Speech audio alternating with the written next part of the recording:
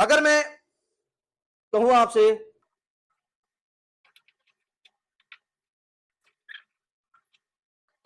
Select sex and salary from employ, या सिर्फ late से मैं कहता हूं सिलेक्ट सेक्स फ्रॉम एम्प्लॉय, आपके पास क्या रिकॉर्ड आएगा, क्या डेटा आएगा? आपके पास एक कॉलम आएगा और इसके अंदर क्या वैल्यूज पड़ी होंगी? इसके अंदर मेल, पहला जो रिकॉर्ड है पहली रो में से मेल, दूसरी रो में से मेल, तीसरी रो में से फीमेल, चौथी रो में से फीमेल, पांचवी रो में से मेल, छठी रो में से फीमेल, सातवीं और आठवीं रो में से फिर मेल। ठीक है, ये डेटा आपको नजर आ रहा होगा। लेकिन इसके अंदर अगर आप देखें तो इसके अंदर हमारे पास रिपीटिंग वैल्यूज हैं। अगर आप इन रिपीटिंग वैल्यूज नहीं देखना चाहते, आप देखना चाहते हैं कि मेरी कंपनी में कौन कौन से जेंडर के लोग काम करते हैं, या क्या क्या डिफरेंट सैलरीज मेरी कंपनी पे करती है, ठीक है, what are the different salaries that are being paid by my company. For example मैं अगर यहां पे आपसे यहां पे कह दूं जी सिलेक्ट सैलरी फ्रॉम एम्प्लॉय,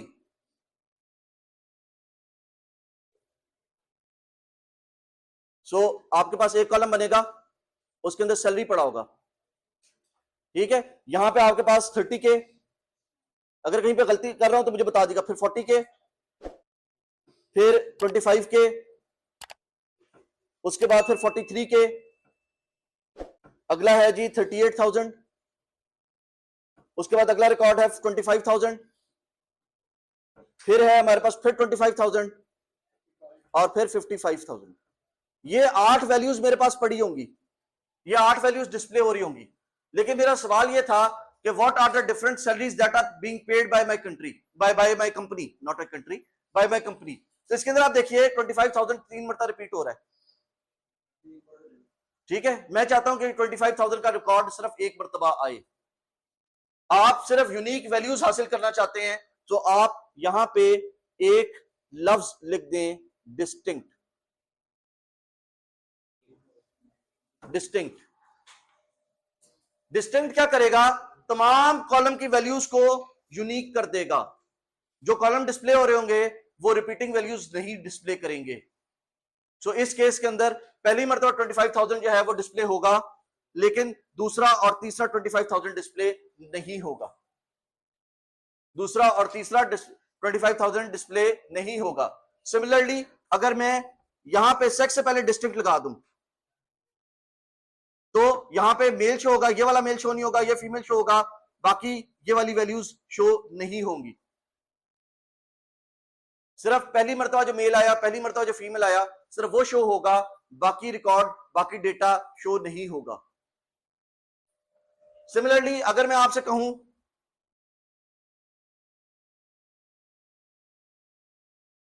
तो आपके पास 2 कॉलम बन जाएंगे, एक आपके पास सेक्स का कॉलम आ जाएगा, एक आपके पास सैलरी का कॉलम आ जाएगा।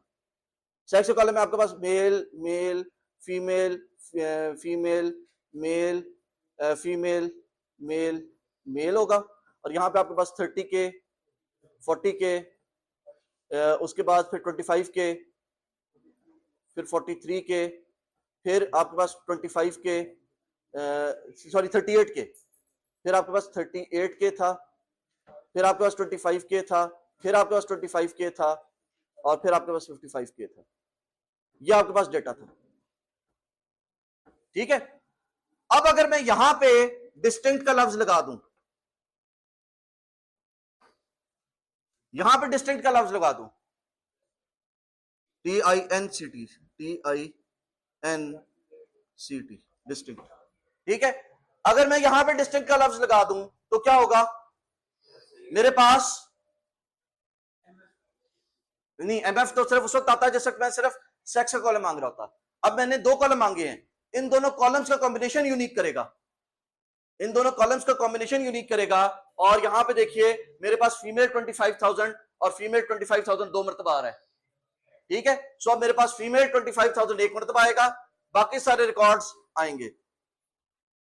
मेल 25,000 आएगा मेरे पास, क्योंकि मेल 25,000 का कॉम्बिनेशन उसको पहले नजर नहीं आया। जो कॉम्बिनेशन रिपीट हो रहा है सिर्फ वो रिपीटिंग कॉम्बिनेशन नहीं आएगा, बाकी सारी वैल्यूज आएंगी। ठीक है, रिपीटिंग वैल्यूज नहीं आएंगी, original values, non repeating values सारी डिस्प्ले करेगा। ठीक है जी।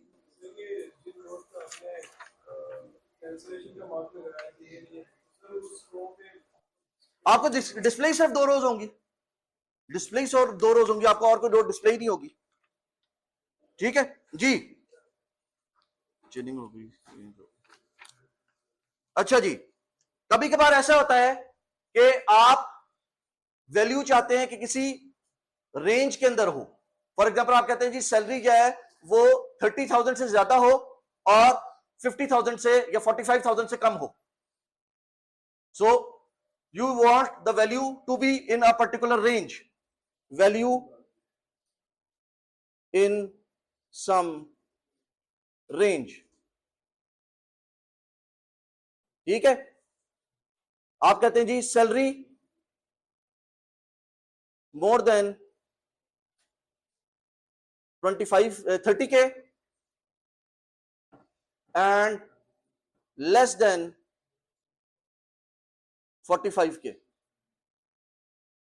ऐसे एम्प्लॉइज फाइंड आउट करके लाओ जिनकी सैलरी 30,000 से ज्यादा है और 45,000 से कम है। आप इसके ऊपर कंडीशन लगा सकते हैं, आप कह सकते हैं जी वेयर की कंडीशन लिख रहा हूं सिर्फ इसके ऊपर, where let's say salary is greater than equal to 30K and salary less than equal to 45K। जब भी हम रेंज की बात करेंगे तो रेंज जो है उसमें हमारे पास 3 कंडीशंस होंगी। ठीक है, पहली condition, 2 conditions on same column.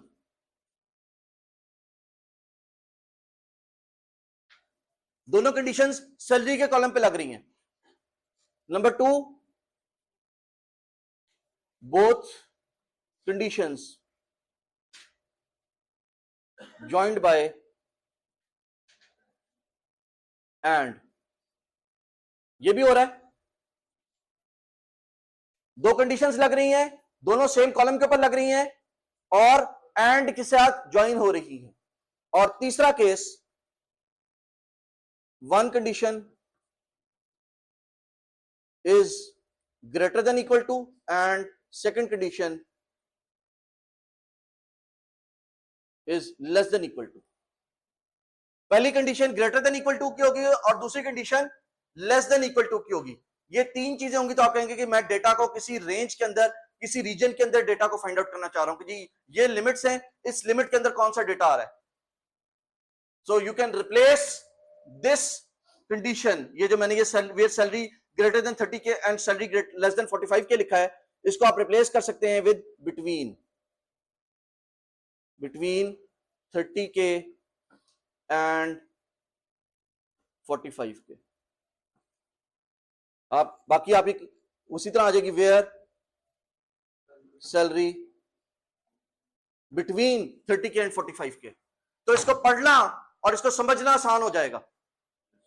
जो भी इसको पढ़ रहा होगा रीडेबिलिटी बढ़ जाएगी, अंडरस्टैंडेबिलिटी बढ़ जाएगी इस क्यूरी की कि आप इस क्यूरी के अंदर करना क्या चाह रहे हैं। इंटरनली यही काम हो रहा है, इंटरनली यही काम हो रहा है जो आप यहां पे कर रहे थे, लेकिन उसको आपने रीडेबिलिटी बेहतर कर दी।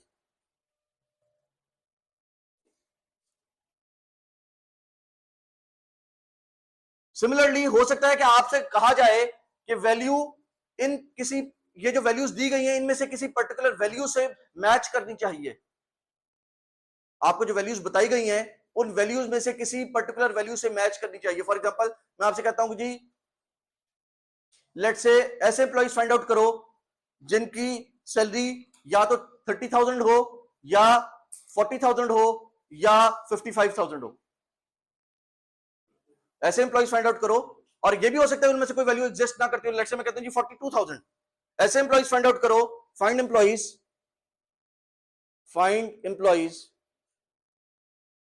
who earn either 30K, 40K, 42K और 55K।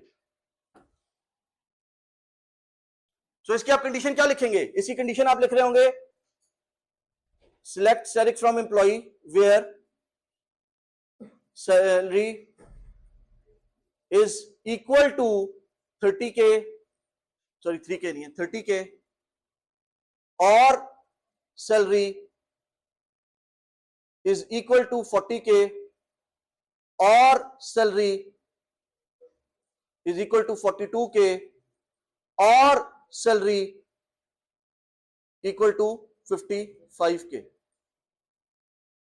यहां पे अगेन, यहां पे जैसे हमने बिटवीन वाले केस में देखा था कि हमारे पास एक स्पेसिफिक शेप या स्ट्रक्चर ऑफ द कंडीशन आ रही है, सारी कंडीशन सेम कॉलम के ऊपर है, all the conditions are on the same column, all conditions are of equality and all conditions are connected by और। तो मेरे पास जो तीन वो आ रही हैं, मैं लिख लेता हूं यहां पे। Number 1, multiple conditions on same column. Number 2, all conditions of equality. Number 3, all conditions connected by और। जब ये वाला केस हो तो आप इसे रिप्लेस कर सकते हैं विद इन, और आगे आप वैल्यूज दे दें 30K, 40K, 42K and 55K। बाकी आपकी उसी तरह रह जाएगी select asterisk from employee where salary in 30K, 40K। ठीक है, जिस तरह हमारे पास बिटवीन था और इन है, इसका इन्वर्ट भी हो सकता है हमारे पास। इसका इन्वर्टेड केस क्या होगा? हम कहेंगे जी हमारे पास डेटा इस रेंज में नहीं होना चाहिए। बिटवीन का जो केस था कि डेटा इस रेंज में होना चाहिए, तो उसका इन्वर्टेड केस क्या है? डेटा इस रेंज में नहीं होना चाहिए। सिमिलरली जिस तरह हमारे पास डेटा इन पर्टिकुलर वैल्यूज को मैच करना चाहिए, तो हम कह सकते हैं डेटा इन पर्टिकुलर वैल्यूज के अलावा कुछ भी हो वो चाहिए, इन पर्टिकुलर वैल्यूज से मैचिंग डेटा नहीं चाहिए। तो जिस तरीके से हमने नल में किया था, यहां पे भी हम नॉट लगा सकते हैं। यहां पे हम कह सकते हैं कि जी data between and data not between. और similarly select asterisk from employee where salary in या सैलरी नॉट इन। ठीक है जी, सेम कॉलम, सेम कॉलम जी। यहां तक कोई सवाल?